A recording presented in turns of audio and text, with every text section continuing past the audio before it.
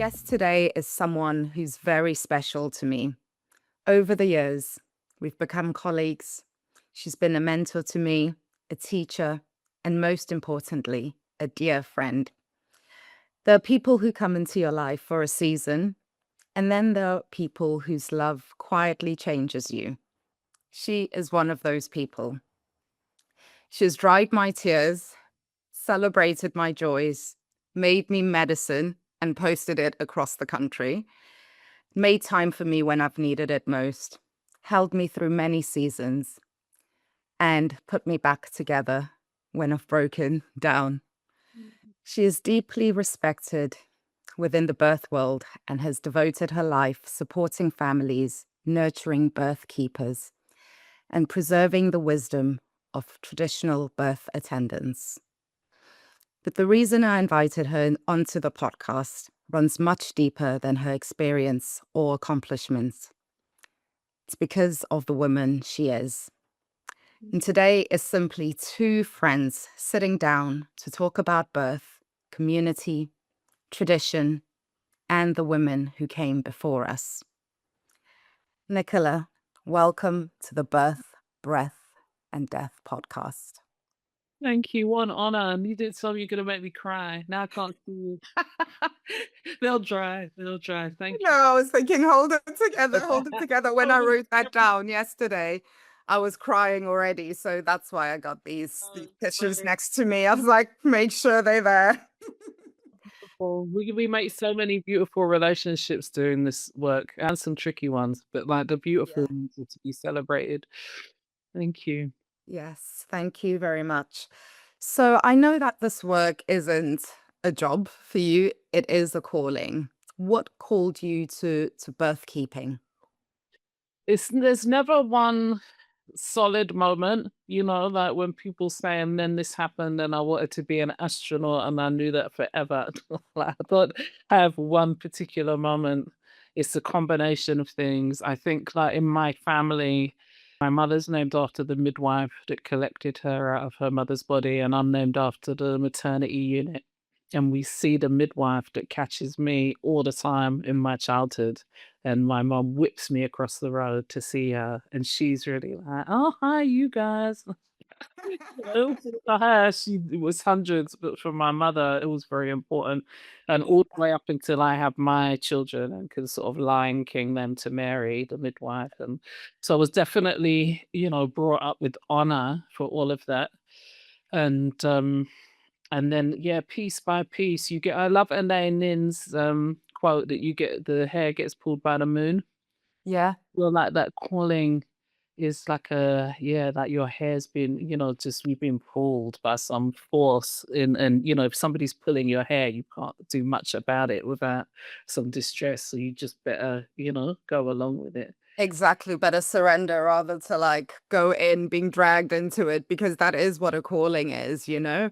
And what you're saying really resonates where maybe like so many things on the path that you decided to do along the way, it's like, oh, that makes sense, you know? At the time, maybe you can't see it, but then when you look back, you're like, oh, that's why I was interested in this, and that's why, and you just connect the dots. You're being sort of guided along, but you just don't know it. Like, and hopefully by this age, you can look back and see that, right?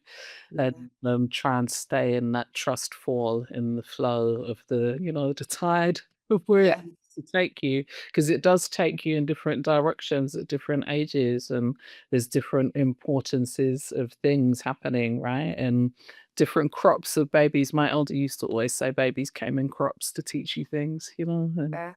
Absolutely. I remember you telling me that, and I've returned to that thought so many times when you notice a pattern within births, and suddenly it's like, oh, hang on, everyone's water's breaking early. Or suddenly there's just an influx of twins, or, you know, and you just notice these patterns in nature, you know, and you can just go, okay, coincidence. But we know that we look for these signs as synchronicities and go, okay, what's the message here? What is the lesson? What am I being shown within this work? right. So, as somebody who is a birth educator, what has birth taught you? So I quite often say on repeat, probably at least once a month to someone that doing this work, I had no idea the impact it would have on my understanding of the deepness of what we're doing here. I kind of figured it was for, caring for women. It was definitely a sort of social justice thing at the beginning, feminism, etc. But now, actually, like what I've learned, and I'm still, in fact, I'm more amazed now by the process of a baby growing in a body and then coming out of a body and all that ceremony and wonder and then growing from breast milk. I'm still like a kid, like, every time, I'm like, "Oh my god, look at the baby, look what you did." So, this sort of where are we in the timeline of events in eternity? Like, this is what childbirth teaches you, right? You're just it's just going on all the time, birth and death, and you're just in that very important moment in between, which is a dot really compared to all of time, right? So, I Yeah. guess I've learnt the meaning of life, which is what people go for, but also just the determination and resilience and strength of women and the people that care for them. Yeah. Yeah, absolutely. That's so beautiful. And I think, yeah, you captured also just something about the magic of it all, like it's ordinary. Of course, like you could look at it from the lens of, I don't know, there's however many billion, 8 billion people in the world, and this just happens. This is an everyday thing. But when you actually pause and look at them like, wow, like what you've grown a human being. You haven't had to do anything to grow its fingernails and its, nose, and it's just this miracle that just unfolds and how women's bodies change and just the beauty within this very normal, miraculous thing, you know? Right.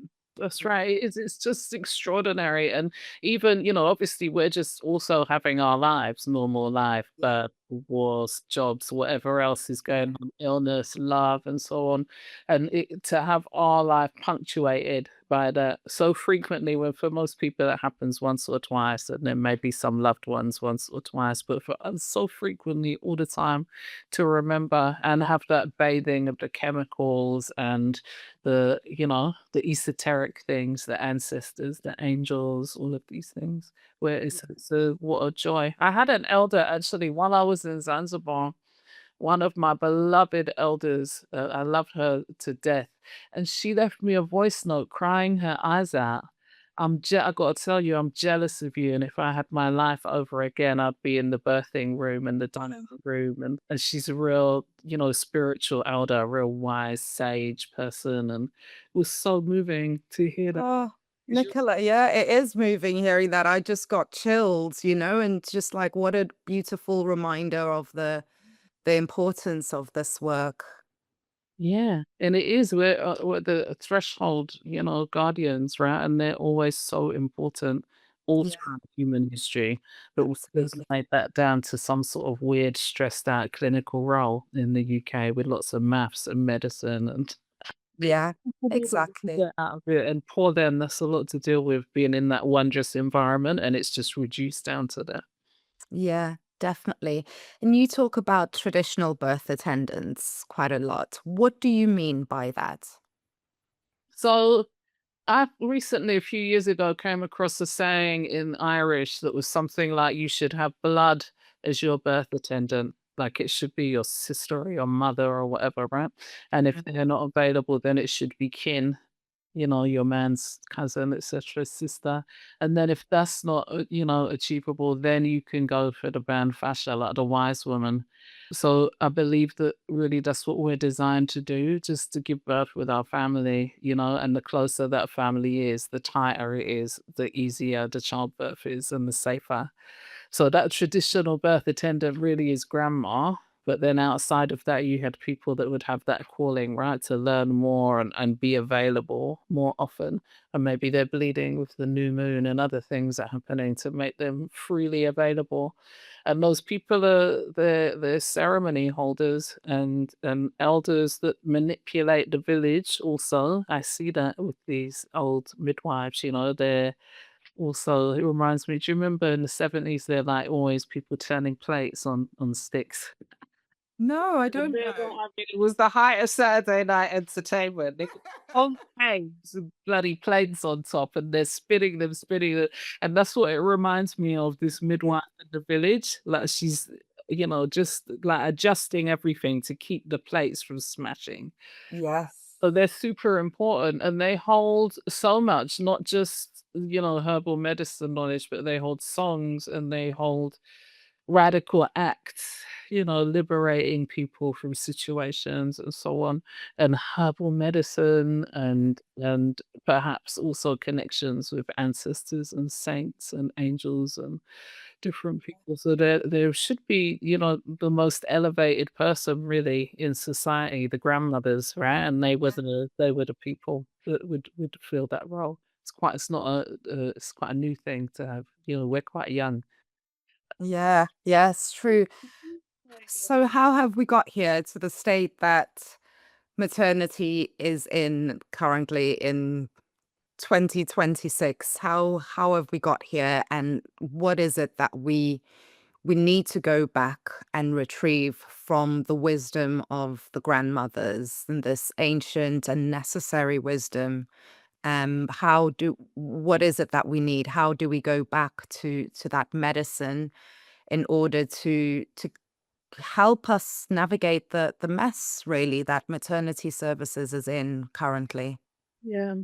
So, I mean, I get this interesting eye on the world because I get to travel a lot, and I can see the sort of festering of Western medicine, for want of a better term. I don't even know. I don't like that term, Western, and I'm feeling like a term for our lands would be overdeveloped world, Yes. overdeveloped nation. Yeah, that's a very good Yeah, description. I we've like gone that. way too far into Yes. technology, right? And it's Yeah. killing us because it's now polluting our bodies and our Yeah. foods and whatever. And the lack of respect for nature, that's our first mother. Yeah. I mean, to be honest, a short history lesson is in order for this question to be answered. That, we have traditional midwives, right? And people that call themselves midwives and grannies and so on. And then along come the doctors. And until we have doctors, everything's fine, really. And then the doctors come and they want to take charge of all healthcare, right? This is, I'm in Edinburgh, the Athens of the North, the seat of Western medicine. Yeah. I think about it a lot. And then they come and then they want childbirth as well. They want everything, right? And they want to come into the houses. And on the whole, humans are like, absolutely not a strange man that costs a lot of money in my house, in my bedroom when I'm giving birth, up my skirts and In my body. in my body with their equipment and whatnot that they had, Yeah. without all the God and praying and whatever else used to come along, songs and necessary things and articles. Yes. So And prayers as well, yeah, all Yeah. of these things, right, that were part of the process.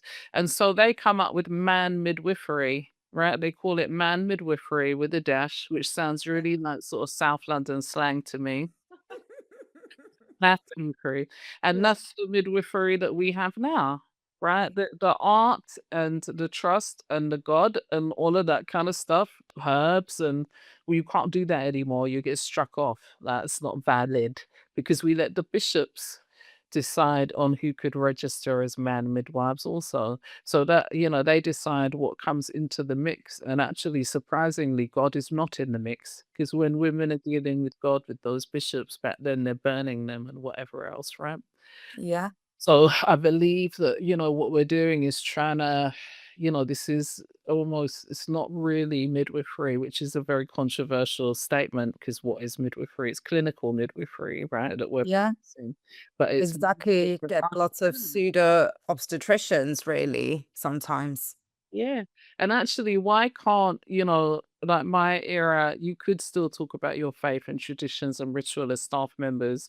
And now you can't. And I remember there being this sort of tipping point where an elder midwife said to me, we can't even knit anymore at births or in special care baby unit or whatever because of infection control, blah, blah, blah, blah, blah. And if you stop a midwife knitting, you're in trouble because they're doing things like that universally throughout the world.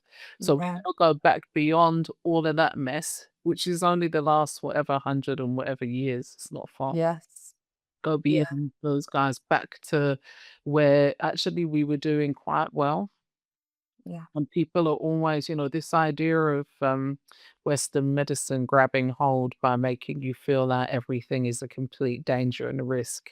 And it continues, right? Oh, if you don't get this test, you're going to definitely die of cervical cancer or whatever Mhm. the test is for, bowel cancer, this, Yes. other. So, this, and also we can't even deliver that system in the UK right now, in America, all these other places that I speak to. Like we Yeah. are failing miserably in the UK right now. Absolutely. And certain countries, we've gotten to a point where people who are traditional birth attendants are or practicing true midwifery, the essence of midwifery, are ending up being arrested. It's like, how have we got to this point? How is it sensical to even say, oh, we can't knit in the hospitals and bring this essence of traditional midwifery because of a risk of infections? Like, hang on, but because of the setting, that's why you're likely to get an infection? And it's like, where's the common sense gone? And so much of even the science of things, it's like that's still catching up with the wisdom of the traditional birth attendants. And even this, it's like there's almost like the training process is like, okay, let go of that. And actually Western medicine or has taught us that if it didn't intervene, people would be having their babies dying all the time? It's like, that doesn't make a lot of sense? I'm sure we would be extinct Mm. by now. And there is so much traditional wisdom, and over time, people learn certain things. And the herbal wisdom, a lot of pharmaceutical products are based on that, and you're having indigenous communities being told, "No, actually, we're now owning this herb, this medicine, and it's illegal to practice in this way." There's such a disrespect, and what you see on a grander scale actually out in the world, I do think starts within the birth room. That is the microcosm of everything else, and it ripples out. My midwife, she saw me grow up into an adult and start having my own children, right? So they see the impact of what's happening. On Yeah. family, on a body, on a marriage, on a society, actually. It was interesting for me being in Zanzibar because I went from an area where everybody has kind of enough money to go to the clinic, which is favored, where they probably murder you and your baby. Like, there's a really high chance of all these kind of uterine compressions and Yeah. things, right? And then to go and live in a village where people can't afford the clinic and it's a long way away anyway, so they're just left with the grandmas and they do so much better. The babies, the Yeah. mothers, the whole process. And yes, there's postpartum hemorrhage, but that's a lot to do with diet and colonization that happened there and slavery that happened there and all these other different things because the greens are in the diet if you're in the Yes. right. So, Absolutely. and also those people in the sort of town area, they're eating more fried chicken, processed sugar snack and whatever, so they're more likely to bleed after childbirth than the women eating the greens and pumpkin and whatever else. Yeah, and growing the food themselves often, and enjoying the sunshine, not being in air-conditioned places. Right. Exactly. Like so many things. We had so many discussions about what is wealth.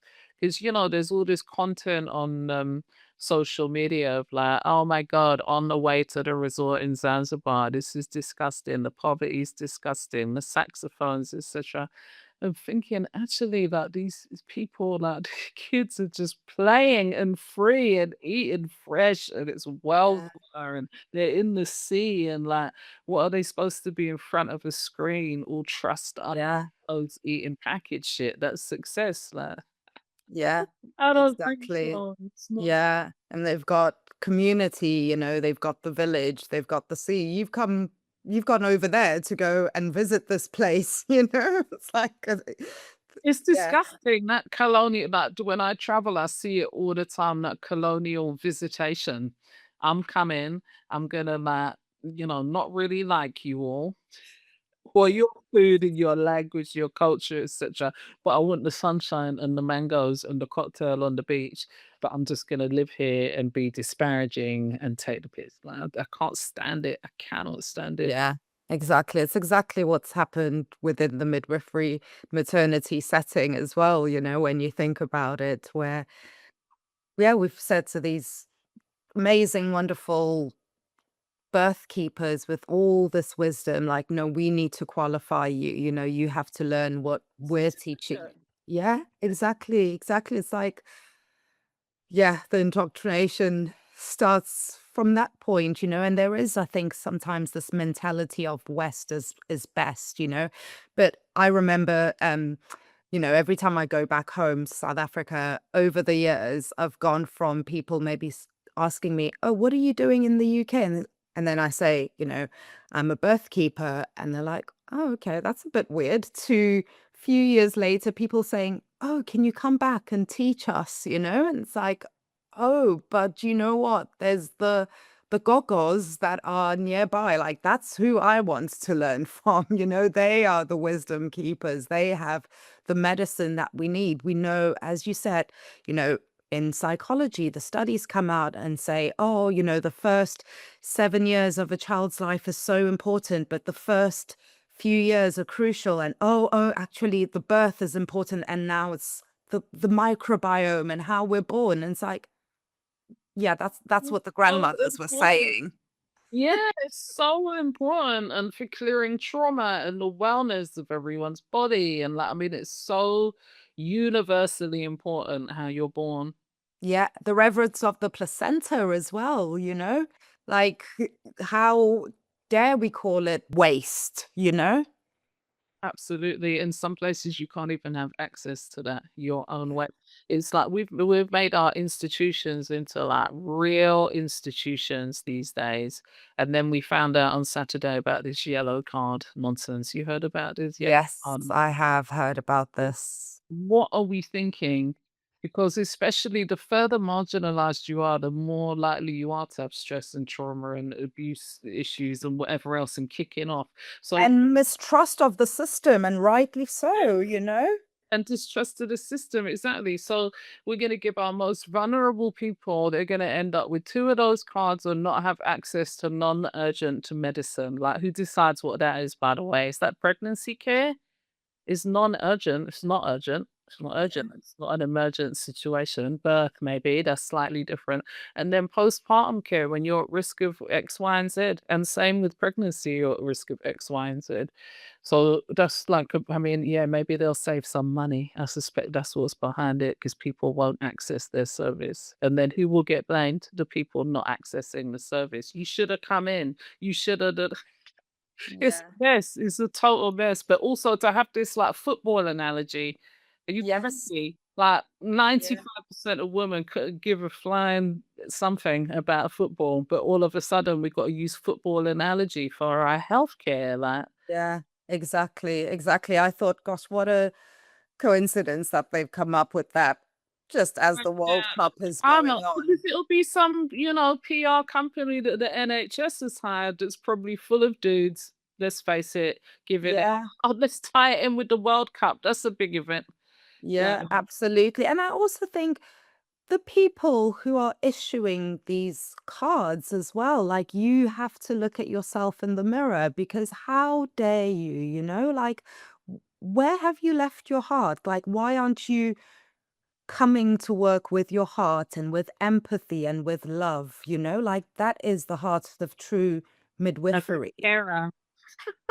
This is and having a duty of care, like, we use the word all the time, and I'm not anyway saying that members of the NHS should put up with physical violence or being spat on or all of Of these horrible course, nobody should. happen. Yeah.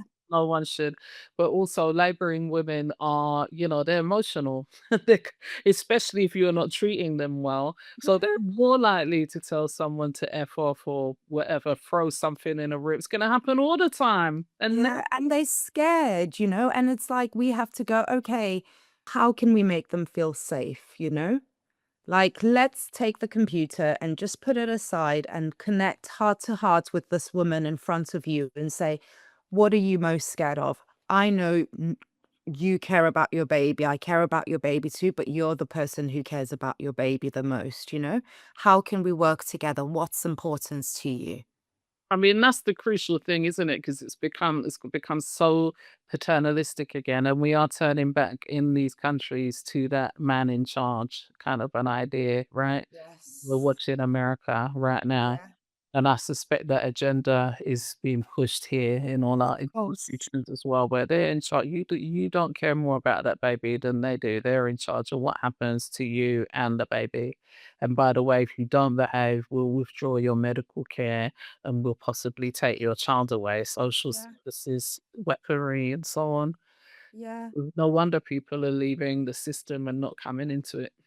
Yeah, and not registering under the system, you know, and just going, "Do you know what? I'm just going to completely step away from it." And, you know, sometimes that puts people, unfortunately, in situations that aren't safe.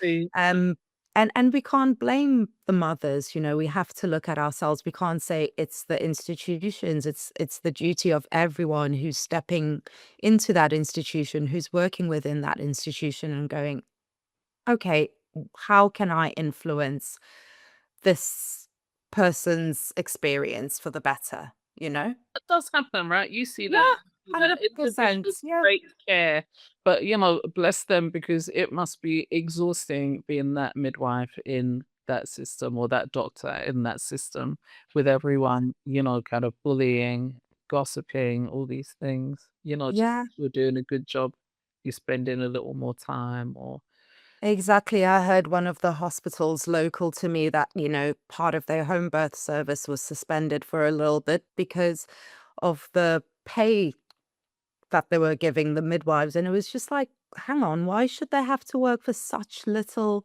amount of money when we know the ripple effects and the importance of the job? Why are we overworking them? It's not safe for people to come to work completely exhausted and stressed out because that's going to affect that important, vulnerable time of people's lives. They can't show up in, like, the best way that they possibly can as well, you know?" And when we crunch the numbers, we actually end up losing so much more money because we have a huge amount of sickness amongst our midwifery workforce, mental, physical, etc. I mean, when lockdown happened here, half of our midwives were isolating, right? They were either so sick or their partner was so sick that they couldn't Yeah. come out of their house. They felt they couldn't come out of their house. And that told me everything I needed to know that half of your workforce and then the other half, of course, were hugely overworked and in great stress like everybody was. And they threatened to go on strike, which also told me everything I Yeah. need to know. Like, you are not treating your workforce well if that's the situation. Half of them are sick and the other half are like, I don't know if I'm gonna do this for you right now. We should Yeah. be paying them probably double what they get now Yeah. and giving them At more least. at least, yeah Yeah. and having many more of them, which would then because we have socialized healthcare, it would then save us so much money. Yeah, it's very true. And the number of times that midwives will say to me when I'm attending a birth, like, "Oh, how can I do your job? You know, what do I need to do and to train to be able to do your job?" I mean, we train a lot of midwives that, had the calling, if you like, had the desire to serve a birthing woman, family, and realize it's all paperwork and obstetric nursing and bullying and whatever else. And it's a shame because they're doing 3 years, 4 years, and, because they want to get their degree and then coming straight out. We've got Yeah. a ton of them in the red tent. What gives you hope and what scares you the most about this point of time that we're in maternity? I think the hope is, and it's a kind of double-edged sort of sword, or it's sort of overshadowed, but the fact that everyone's so interested in traditional midwifery, but in these lands, not the traditional midwifery of their ancestors, other people's stuff, fetishizing it. That's the cloud over the top, the fetishizing over the top, not digging down your own ancestral paths and so on. Yeah. But the fact that everyone has that pull, if you like, that they can feel it's a good idea, it's a healthy thing to do, that gives me hope. And the young team, the anger and, I was getting quite frustrated in my 40s because the young lot are definitely giving it, "Let's cancel the grandmas because 'cause they're backwards and they don't understand this, that, and the other." But I actually feel like that anger and drive and passion and whatever hopefully creates a new system, somehow, but it manages they're coming into 30s and 40s. It gets to a point where they say, "No, actually, we're not doing this anymore when we're having our babies. We need to change." Yeah. So that gives me hope. And also this sort of slow demolition of our overdeveloped world, like, wars and oil and costs and housing and pollution and like it's all coming to pieces. So if it does, I mean, already we're seeing supply chain issues and obstetrics like crazy. So if it all starts falling down, we're gonna have to go back to basics a bit more. Kind of like we did in lockdown, actually. There are a lot of Yeah. people that had no care. My area, you had no midwifery care. If you're lucky, you got a call. So none, none, Yeah. literally none. What did you notice the immediate effects of that being on the women and the babies who were being born during that time? I mean, first of all, it's a huge amount of stress, isn't it? Where everyone's saying to you, pregnancy and childbirth are extremely dangerous for you and the baby. You need all of this care. That we have all these procedures and tests and whatever, and then saying you can't have it right now is very distressing, right? It's like a bad relationship. Yeah. Really bad relationship, but on repeat, like, all like, daily for 10 months. So that was very stressful, but then I started to notice that women had had a lot more rest in their pregnancy because they were working at home, and then they're able to, the excuse there would needed to be no excuse for lying around eating in your postpartum with your baby, and these babies are, like, gigantic, and, like, everyone's breastfeeding was going better. Yeah. And it was like both really, that are very distressing. What will happen? What will happen to my baby? What world is this that everyone was thinking? Distress. And I've got daughters that work in early years and they can see the rift in the kids. Like they get to a certain point, the babies from 2020 and 2021 are coming to school and they're not the same, you know? Mm. That they went through. So hopefully, we'll tail off on the impact, but I think it's still there. I see a lot of Yeah. people very depressed and anxious, and a lot of people broke. A lot of people don't Yeah. want to come out of their house now or talk on Yes. the phone or anything. Like it's a Yeah. impact it's had on us. Yeah, absolutely. Lots of people traumatized and still dealing with that. We see lots of women who are maybe pregnant again, and they are, a lot of their fear comes from what happened during that time as well. Yeah, and some people had terrible experiences. You can't separate your baby because they've got a COVID test, or you didn't test positive, and really traumatic things. Or their Yeah, parent can't come in and they're having a loss, or these ridiculous situations that we put on people. So yeah, people could be processing that. I think probably also mothers are so busy, they do a lot of their processing as their children leave home. So I think we're, in another 20 years or whatever, we'll be watching another batch of processing happening. yeah, Kids as well, no doubt, as they're becoming adults. yeah, absolutely. So tell me a little bit more about Red Tent and the people you train. What is it that you hope that they take out into the world once they've trained with Red Tent? What kind of birth keepers, doulas, how do you want them to be in the world? So we really, wanted to like it is an emergency, this situation where we don't have these traditional people anymore and we still really need them. Yeah. So we wanted to start preparing people to take that role in their community. So some people are definitely professionals and other people are just working with their congregation or community or their work industry. And we've trained a lot of people that aren't professionals. So, we have the birthing year doula training and the postpartum, and then the menstrual education was really important, and the educators and activists and the death work and that role that woman played. We're trying to train people for that as much as they want to do it. Some people will just do a little bit, and some people really want to embody being that wise woman in their family and community. So that's the essence of it. And the red tent was where women used to gather in their bleeding times and their vulnerable times, and it was like almost like another society, another set of rules inside that tent where you're free from men, I guess. Yeah. Yeah. Men, older people, and people that just, gonna restrict you in your life. So that's why we made it the Red Tent, because a lot of doodle organizations, not to be gossiping, but a lot of them we heard as mentors when we were putting it together, don't provide ongoing support. And actually this work is very hard, especially right now. So we really need to grow like a sort of family community situation.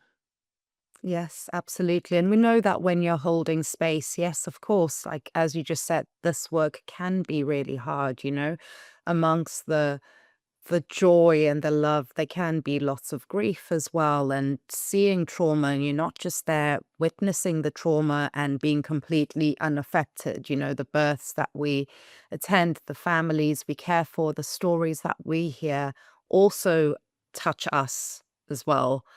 How do you look after yourself when things get tough? Well, I come from the tradition where, wombs are containers, so you can't come into anyone's womb area or anything if you might dollop a load of your grief or whatever into their womb. So I try to step back from, actually working with women if something's going sideways in my life or my professional life. But I'm quite meticulous with my self-care. Like I had weekly therapy for 4 years, which was a whole lot about work stuff. Actually, it was obviously some of my personal stuff as well, but a whole lot about work stuff. And I'm very thankful for my therapist. I'm a big journaler. I'm a meditator. I'm a solo traveler. I would just jump in my car and just drive north at like 4 a.m., walk on a beach, this sort of thing. I talk to the trees and the beach and the sea, and like I love to be in nature on my own. That's definitely helped me too. And then, we have protective prayers and clothes and different things. And I've often done that. When I was really working in the NHS, I've been covered head to toe from my earrings to the oil I've got on to the rings I've got prayers in, and just trying to protect myself, my womb, from getting full of all their stuff. Yeah, it's such an important piece of on holding space for people, we know that we can't hold that space really well when we're not well ourselves, and you can't hear what you need to hear, all the unsaid stuff, that quality of presence when you're truly with a woman, which is the meaning of midwifery, but you can't be if you're busy at the computer and you've been called to this and there's all of that stress, but that presence, that's when things really switch and you can feel that energy of a birth when everyone is there. You know, the midwife is involved, they playing their part. They're not trying to be the traditional birth keeper, the traditional birth keepers there, the obstetricians there, if they need it, they playing their role. They're not trying to be Right. the hero or anything like that. And then that's when you see it.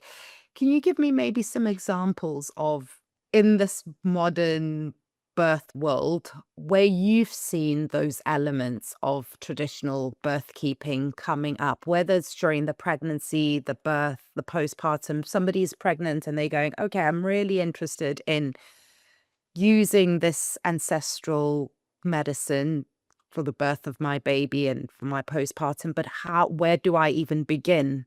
What's a good starting point? How can I bring in those elements? I might not be able to go to the forest and, give birth that way but what does it look like in the setting that we're in quite right now? I mean, I'm thinking about a mother. She's a midwife, and I don't think she'd mind me telling this story, but please forgive me if she does. But she came to me, and she was a European woman with one Malian grandparent that she didn't really have much of a connection with. But she'd hired us for her VBAC, and she called me one day and asked to go for a walk, and just said, "I can't stop thinking about this Malian grandparent, right? And I know I have to connect, and I don't know why, but I know I have to connect for this baby and to have this baby." And I love music from Mali, and that's about all I know. at Mali. That I couldn't be like, "Oh, you need to do this." Yeah. But we did get her, listening to some traditional music. We tied a Muslim thing around her belly because we knew that that would have been happening in Mali, where you have a string and it goes on at 30 weeks and it has a little container with some Quranic verses on. And, we performed Yeah. this small ritual for her and we encouraged her to have an altar, right? And she built a altar for her ancestors from Mali. And I mean, she has some great pictures of them. I need to ask her one day, like, who took that? They're like National Geographic, put your headshot. It's Wow. really that Amazing. beautiful side profile pictures. Anyway, she had the only time this has ever happened to me a velamentous insertion, which is when the bag is the cord blood vessels are going into the bag. So when the bag ruptures, the blood Yeah. vessels start pouring, and her baby drained of almost all of its blood. Right. And as everything worked out fine, there's all kinds of other bits to the story. Everything worked out fine, but I had no doubt as she went off in the ambulance with her baby and her family that that's why those guys were talking to her in her pregnancy and she had to connect with them. And we sat in front of her altar and spoke to them and called them and prayed and so on.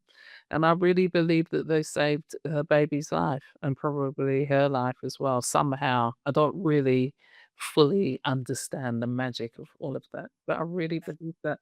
So I'm always going to say, and even if it's bullshit and you just believe that, that's also helping you. Oh, absolutely. Medicine does that as well. We know placebo effect that works, but we know as well, like there's a difference to knowing something because you've read it in a book to when you know. When you know, and you're like, Oh, okay, does this resonate with me? And I think that's also another good starting point where people can go, okay, how does this feel for me? Does this feel right? And even what you alluded to before with like other people's cultures, like not extracting that, that is another effect of colonization, but going, okay, what can like this, every culture has their traditions as well. How can I connect, because we know there's something powerful and strong within the blood, and you can, absolutely. Blood talks, words resonate. Like, and we have the science for all of this now: foods, epigenetics, plants, yeah, all of these things, regardless of whether you're this sort of aggressive atheist science nut that's like, that's all bullshit. Actually, it's not according to yeah, our own academics. It's actually working.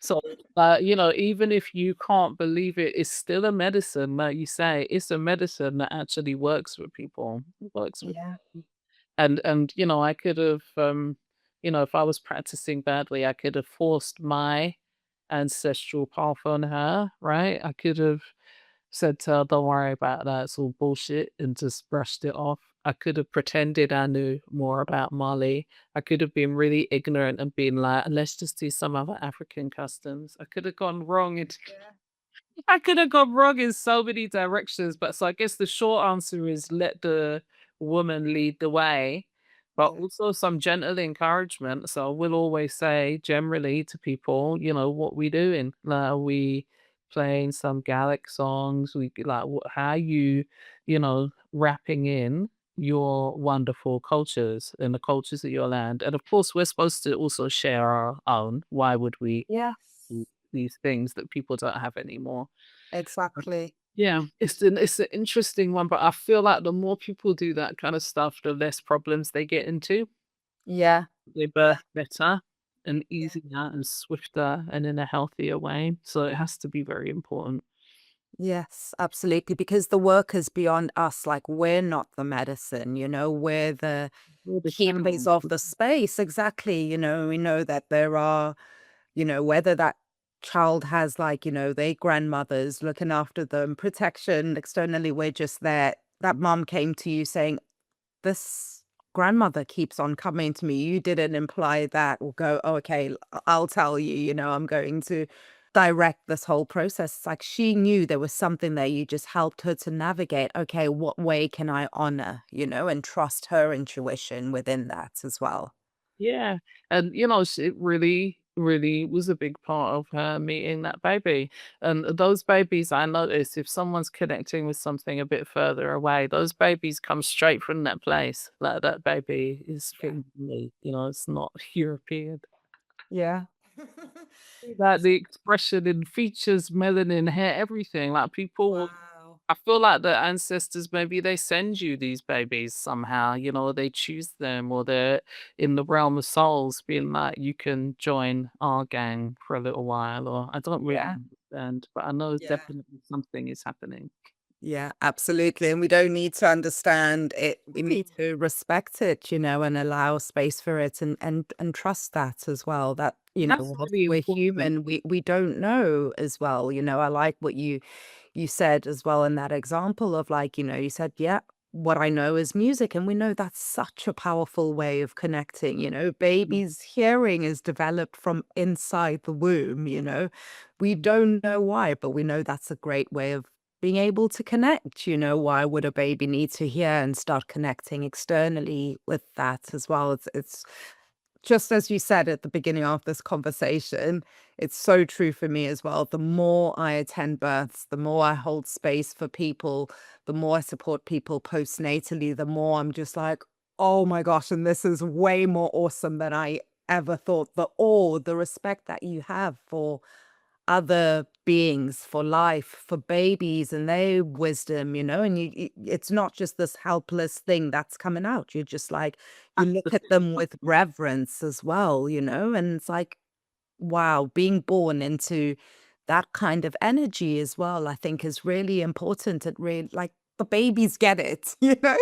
The babies get it, and that, like, that's also where we've gone wrong with all this modern medicine because so my elder remembers, he's only passed, fairly recently, them performing surgery on newborn babies with no anesthetic, right? Because they were so sure that newborn babies could feel nothing and nothing would impact them and so on and so forth. So they're still at the very beginning, like the way people roughly handle newborns.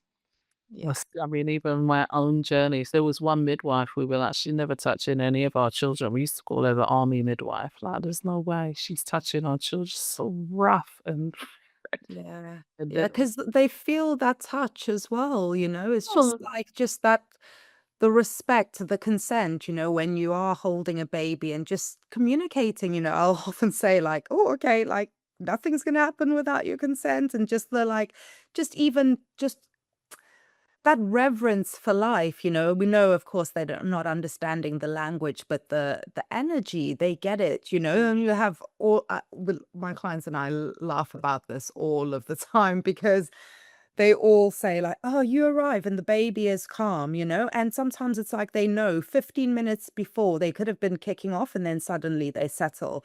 So we've got this running joke of like, "Oh yeah, like, you know what? You guys are all making it up. These babies are as good as gold," but they also then learn, "Oh, okay, if I just ground myself and my nervous system, or if you're lucky enough to work with people during pregnancy and saying to them, connect with your baby through song, singing to them, or, just holding your belly and saying, I'm here, and just that connection, that speaking to them from in the womb, that helps to calm them down. We know that relationships begin even before the meeting during the birth, and the science is coming back. So that concept of, that twee word of sankofa to go back and to retrieve is so important. It's, people speak nowadays about like being woo woo or the woo, and they're like, but it's like, but that see, like all of that, this sort of I feel like the UK is the worst for this. This sort of aggressive soulless, science-based, there's no God, there's no wonder, there's nothing yeah, enemy. Like, it's gone way too far here, and this yeah, time I'm gonna scoff at you if you do anything other than what I believe in, because I haven't worked out all your stuff yet. Thank you for saying that, like, they're catching up, right? yeah, They're catching up, and we used to think that people that carried their babies again, by the way, because everyone carried their babies. I'm yes, fascinated by this "you're not allowed to carry your baby" thing. and we used to carry our babies, and then we decided that we'd have buggies and strollers and whatever else, and we thought that was amazing, and now we realize actually it was better for us to carry our babies. Yeah, exactly, and it was better for our babies to be carried as well, you know? Yeah. And yeah, yeah, it's so true, and even, like, this mentality, I think, in the West of, "I'm supposed to do it on my own," you know? Like, I didn't understand after I did my training, like, why people needed postnatal work. Having grown up in South Africa, it was like, okay, whoever's had the youngest baby, that's what you're doing on school holidays. You're going and you're looking after the babies, you know? And that's what you would just do within the family. It was like that is kept within the that's what your family members do for you. The village is there, it's unspoken. It's like after you've had a baby, you go to your mother's house or your grandmother, and the women care for you. And even, that tradition has been kept up even with the change of in births where they used to happen at home, and just like death as well, we've outsourced these things to institutions. And actually, when we look back, there are people who've been the journey keepers, who've been holding space at these thresholds for people since the beginning of time, you know? And it was like I didn't get why that was a role until I understood, oh, okay, this is why it's necessary because people are trying to do it on their own, you know? Like, Possible. I remember the first postnatal job that I ever took. The mum the family were moving house or flats, and this new mother's mother had, died a few years before, so she didn't have her mother to mother her as well. Um, and her dad was really scared to hold the baby, and her partner was busy, I think, with work. But when I arrived, she was holding the baby and she handed the baby over to me and she just wept. And in that moment, I got it. It was like, okay, it's not just she needed somebody else to hold the baby. She needed to be held, and she needed that village. Yeah. How do we create this nowadays in 2026? What can somebody who is about to be or who's newly postpartum, what can they do right now in this moment to go, okay, I need to try and recreate the village, the community, because it is absolutely insane to expect a mother or even a mother and a father Most of the to time. do this on their own.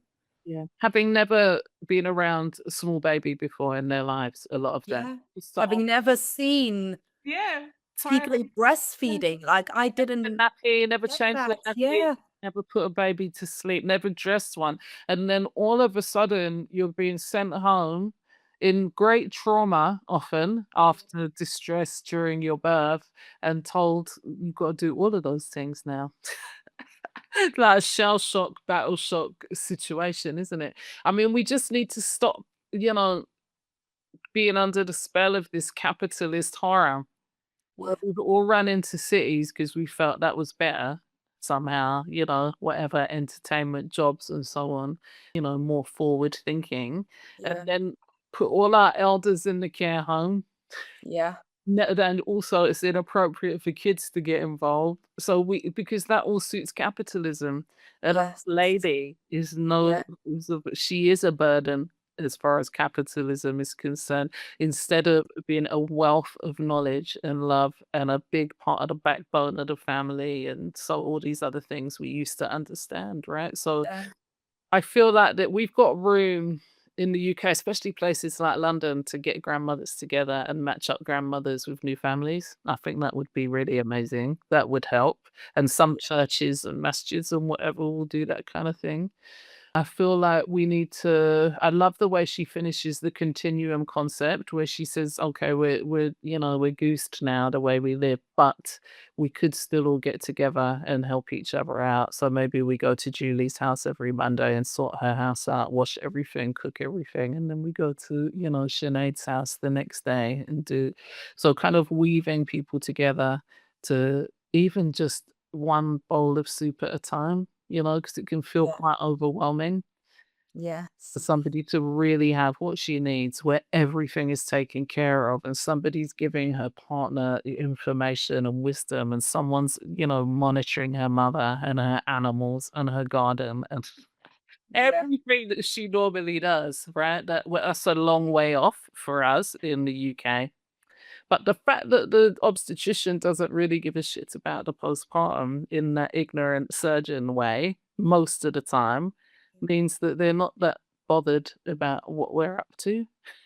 Yeah. At least makes things, a little bit easier. There's no like, what are you giving her? Why are you giving her that? Don't do this, don't do that.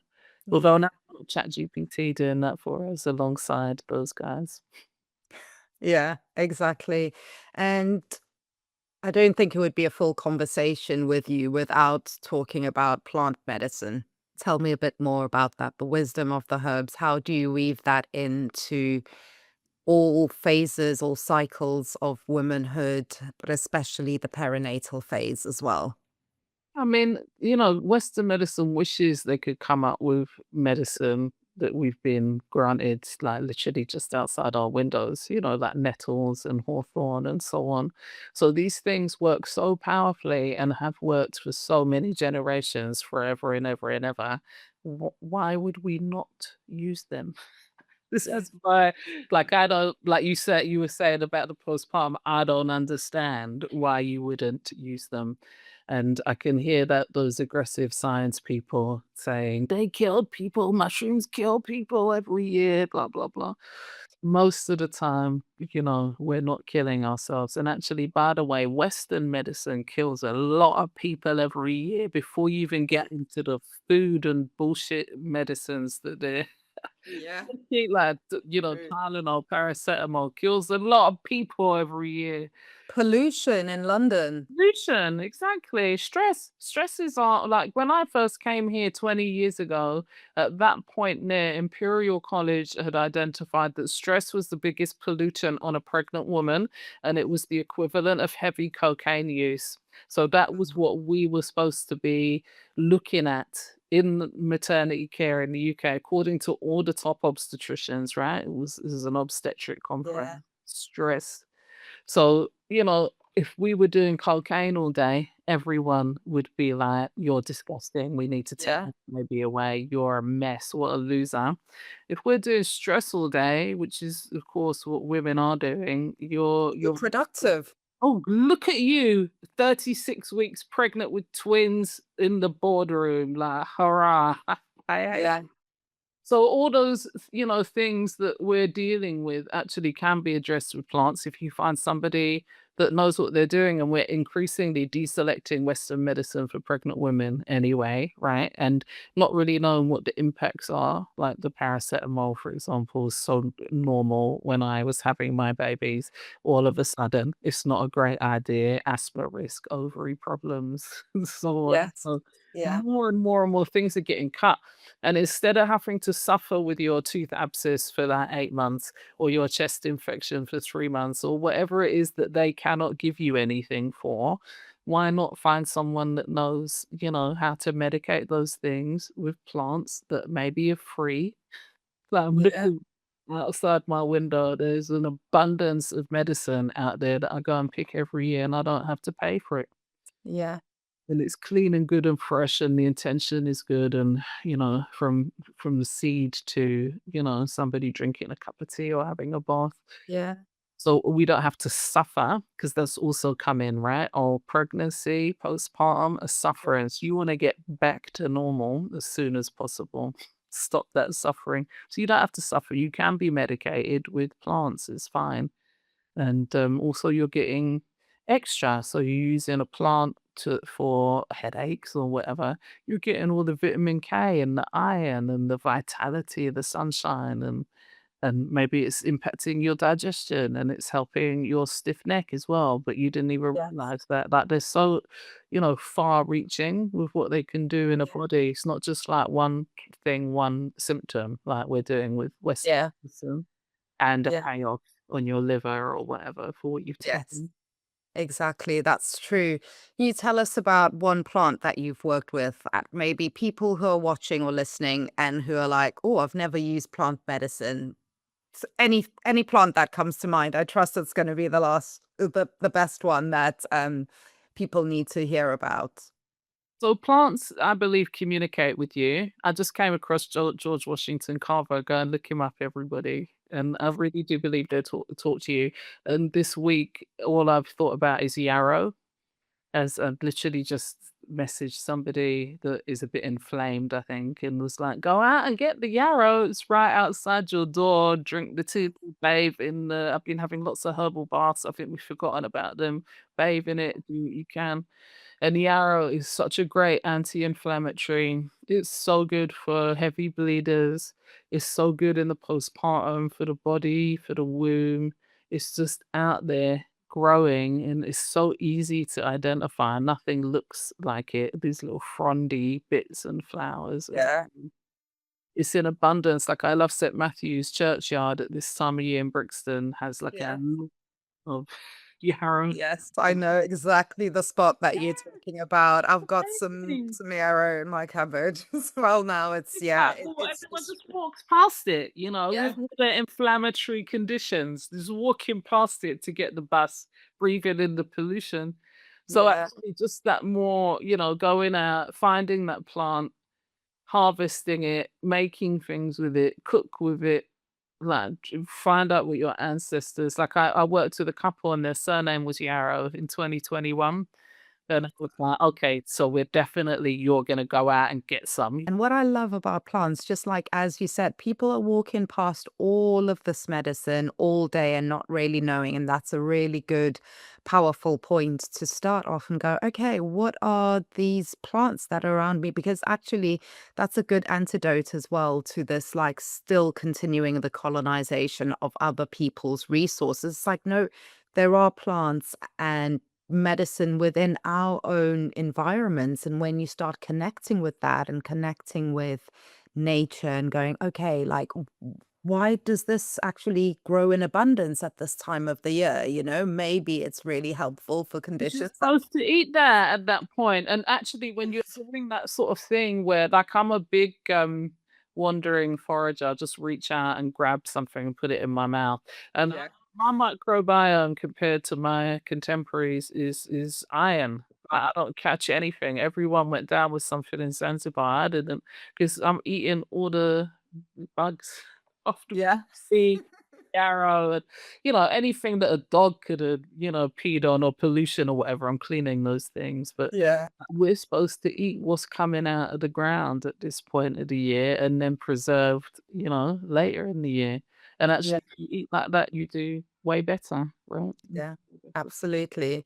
And even as something as simple as organizing a meal train within your community, within your network of people as well, and then you're not dealing with 20 people coming on day one and then nobody for the next few weeks, that's something that's really practical where you can go, yeah, you can drop off some food. I don't even need to see you for 5 hours of the day and be entertaining you because I should be in bed after I've had a baby, and you can just drop off a meal and other people are organizing it. I always think that's such a good idea, but also saying educating people of like, "Oh, this is what I will need as well." There's such a tendency to go, "Oh, do you know what? I should be independent and strong and I can do it on my own." It's like, "No, no, no. Actually, even the plants communicate with each other underground and support each other, and we need that. There is no weakness in asking for help."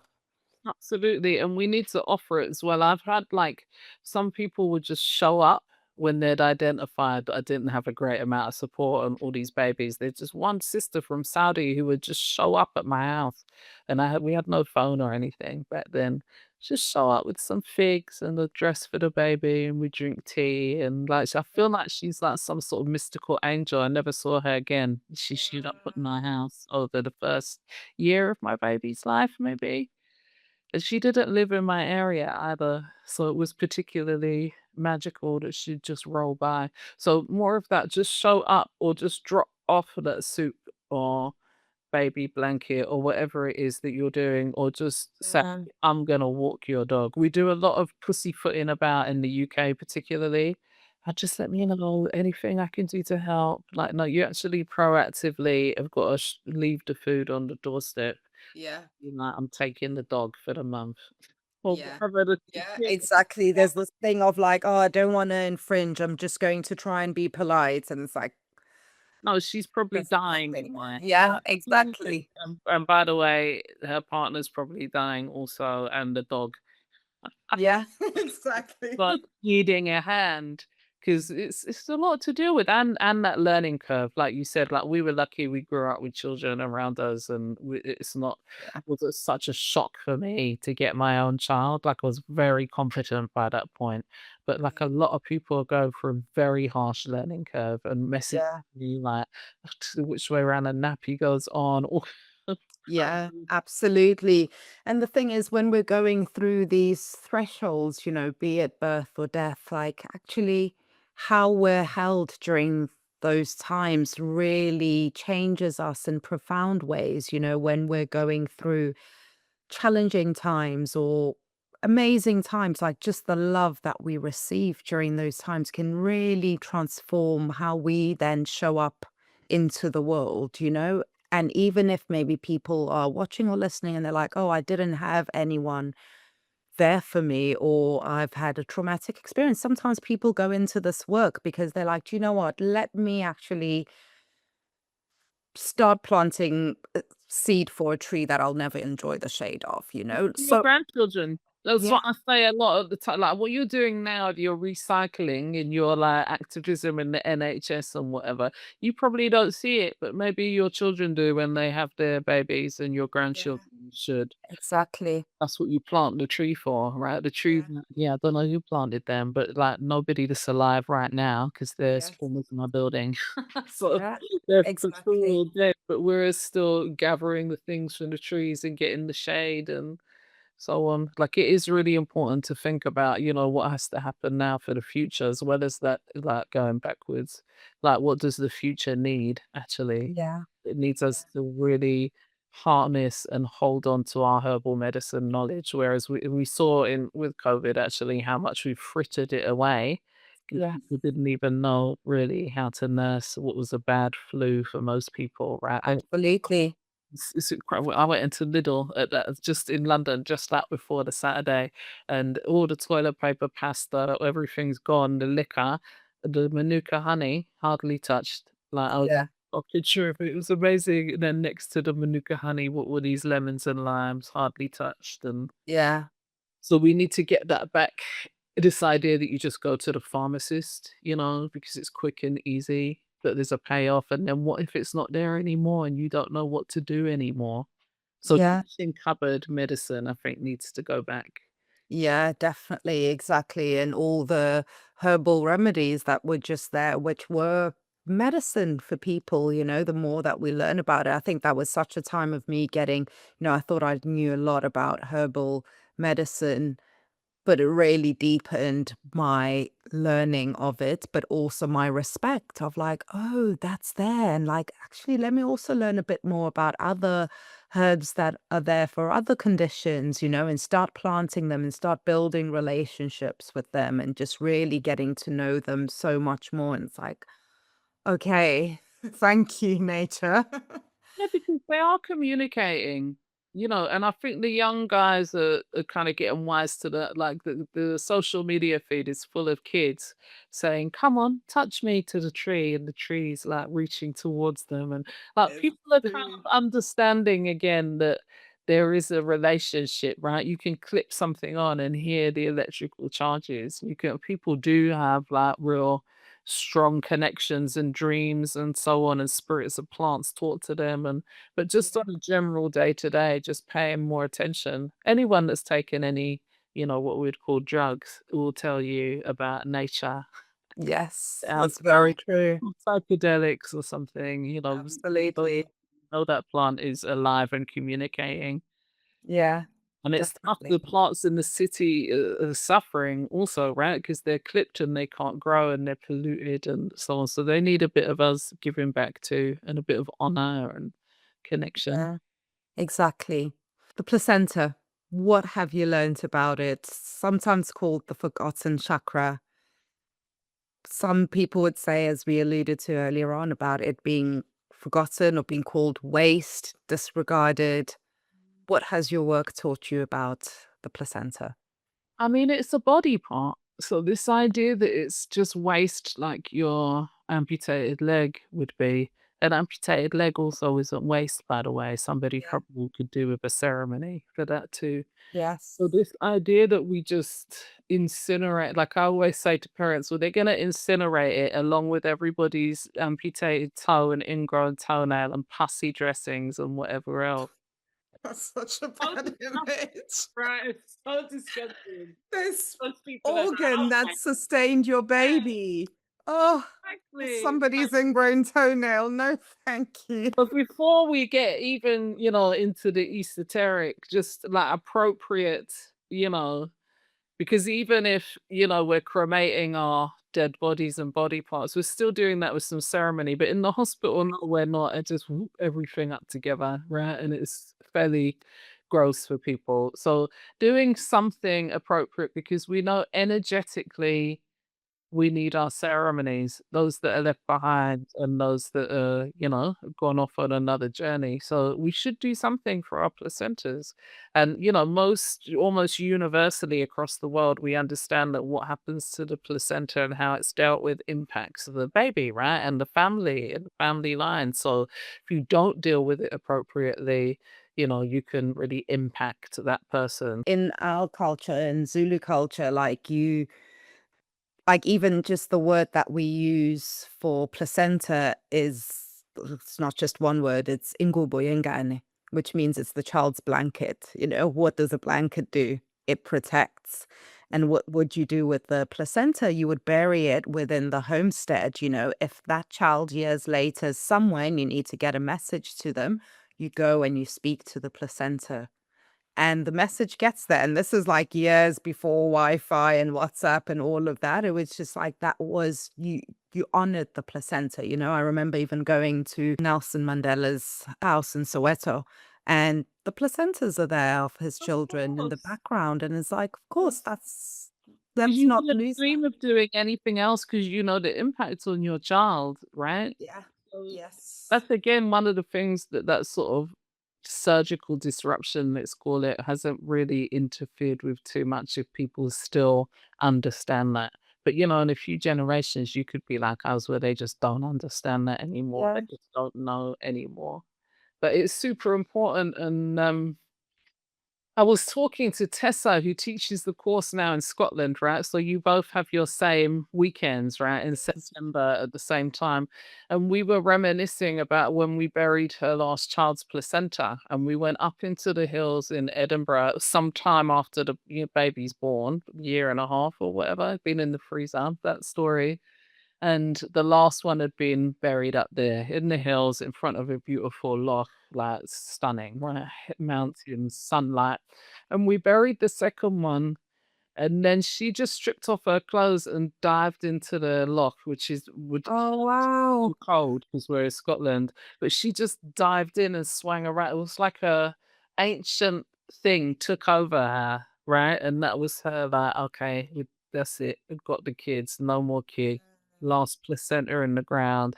They knew they were probably leaving Edinburgh where they'd lived for a long time and they have gone over the water and just what the impact of these things on your life. The other big boy watching the placenta go in where he's went in as well, understanding that his placenta's in Scotland wherever he goes, and that's Yeah. very important. And that idea that, somehow energetically they're present, it's like a grave.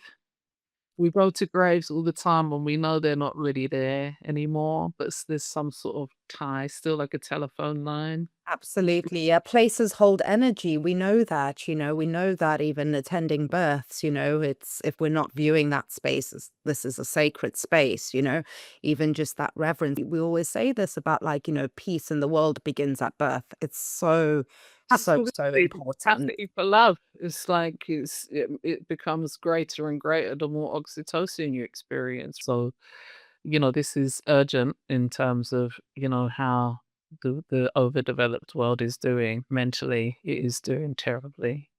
So Yeah. we've got to do something, and that could be a real solution. Just ridiculous to say it, but tenderly looking after people having their babies. Yeah, absolutely. Exactly. That capacity for love is tied into everything and it stays with you forever, you know? And yeah, I think it's such a simple solution in a way when you look at it in that way, you know? It's like, oh, okay. Sure. But, you know, it's all tied into what we're seeing all the time now, this sort of Handmaid's Tale, gentle creeping. Or you can't decide, you know, whether you're accessible, you know, the healthcare is accessible to you, or whether you want a termination, or whether you want, like, whatever. Whatever you should all be able to decide about on your own without, like, a group of men deciding for you. This where I don't know where we're going, backwards in some ways, it feels like. I don't know. Yeah. Yeah.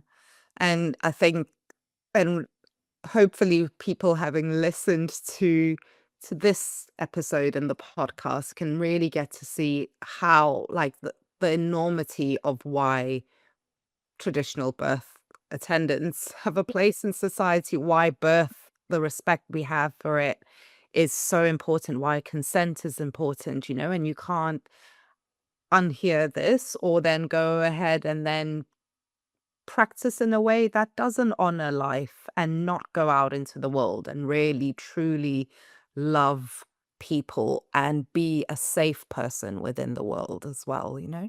I agree. I mean, this whole bullshit new idea of this is not political, I will never understand, and also this is not religious and this is not whatever else. Like I It's will never everything. understand that because traditional birth attendants are always got a gun and a machete and are at Standing Rock and they're, you know, for the whole of South Africa's recent history full of Yeah. traditional birth attendants. They're always standing up to make a change Yeah.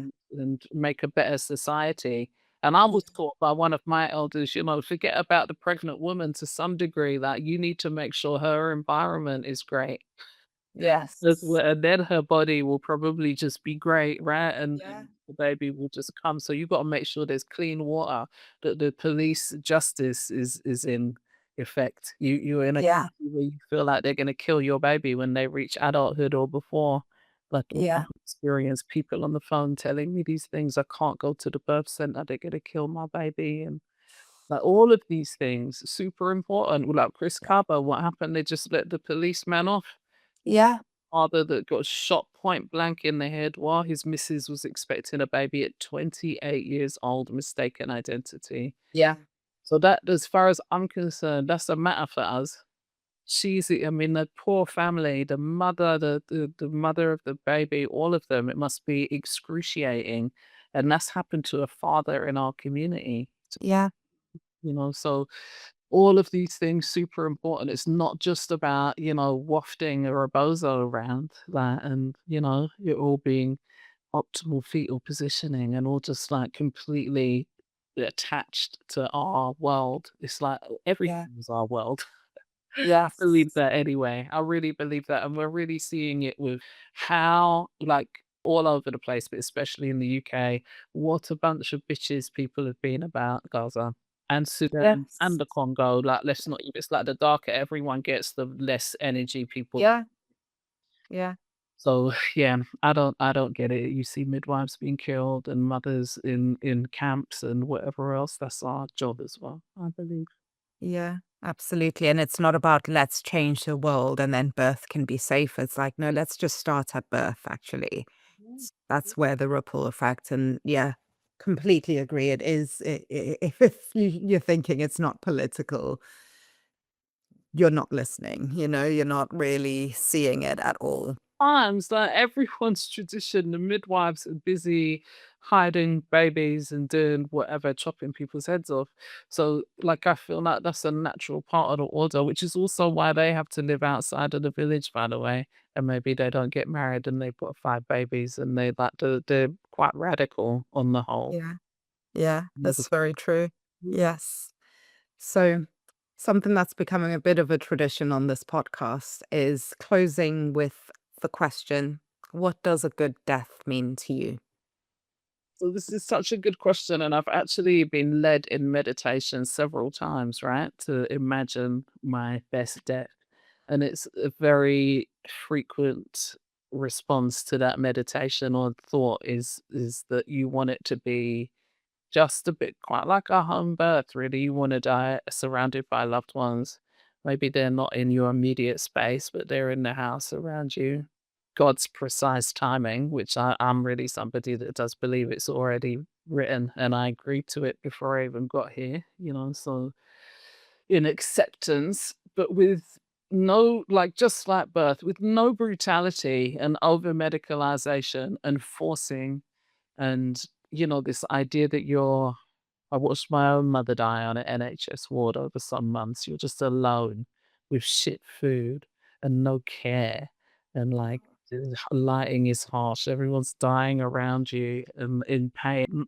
That is not what a good death is as far as I'm Yeah. concerned. Even if that means you get an extra month of what abject torture, that no, thank you. Yeah.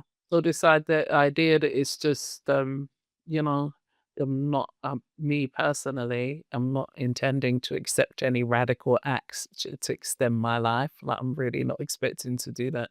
And most people in my family do just roll up to a certain point and then they're like out suddenly.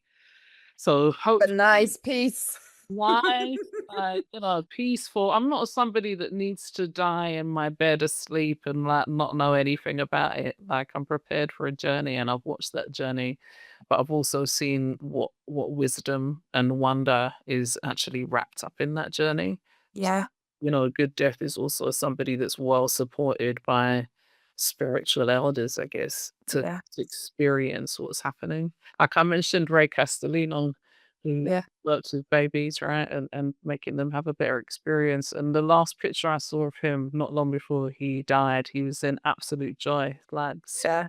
laughing, so beautiful. Yes. I would love to have that, which also the correlation between birth is that if somebody's enjoying having their baby, they're a bit of a weirdo pervert. I feel it's the same. Like you can actually enjoy seeing your ancestors that come for you, angels and so on. Yeah. The experiences people have, the psychedelic experiences, Yeah. even if they are just manufactured by the brain, like I'm ready to experience them. Yes. Beautifully said. Full experience of the journey. Whether Yeah. it's short or long, because we are, as a friend said to me once when I called her, sister was dying, and she was like, "We're all terminal." She's a midwife. "We are all dying, by the way." Yeah. And we are, and we forget that a lot, we're Yeah. all heading that way, the only certain thing in life, right? Yeah. So, yeah, full experience. Yeah. I love that so much. And it's so interesting how two things that people fear the most in modern day society is birth and death. Mhm. It's the two things that are inevitable, it's the two things where all this wisdom, these people, the death doulas, soul midwives, the birth keepers have been holed in this space and yeah. And it's It's rich. a lot. When you're around it, when you're around in the birthing room and the dying room, it is rich with experiences, esoteric things, like learnings for you. We're in, ceremony essentially all night long, Got Yeah. we got to keep the fire burning, got to keep the songs coming, right? The ceremony can't just like stop. It's got to just keep. Yes. So, we're mining that all the time, I Yeah. believe, even though that's not the intention of why we do the work generally, we are getting impacted all the time, all the time. Chemicals, angels, whatever's going on in there. Beautiful, witnessing all those beautiful love moments. We're very blessed. We are. Yeah. I feel incredibly blessed to hold space and to sit with people during these sacred, vulnerable, beautiful times. Very lucky. Perfect. Right to Thank have. you. Okay, that's the end. Yeah. Thank you. I enjoyed that so much.